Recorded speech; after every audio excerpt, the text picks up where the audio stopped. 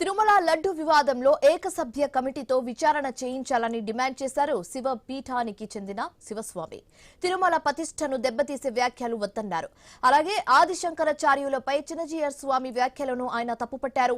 హైందవ సమాజం ఏకమవుతున్న వేళ చినజీయర్ వ్యాఖ్యలు సరికాదన్నారు శివస్వామి.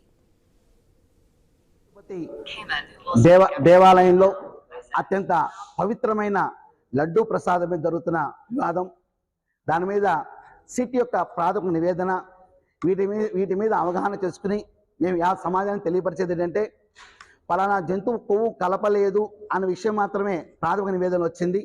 అసలు ఏ పదార్థాన్ని ఆవు నెయ్యి స్థానంలో వాడారు, ఏ రసాయనిక పదార్థాలను వాడారు, ఎక్కడి నుంచి మీరు కొనుగోలు చేశారు, అవి వాడచ్చా లేదా, అవి మన ఆ యొక్క ప్రసాదాన్ని తీసుకున్న వారికి ఎంతవరకు హాని చేస్తాయనే విషయం మీద ఇంకా రిపోర్ట్ రాలేదు.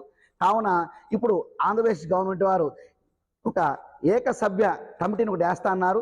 దానికి శుభ ఆహ్వానం పలుకుతున్నాం. ఖచ్చితంగా ఆ కమిటీని వేయండి, నిజాన్ని నిగ్గు తేల్చి సమాజానికి అందించండి.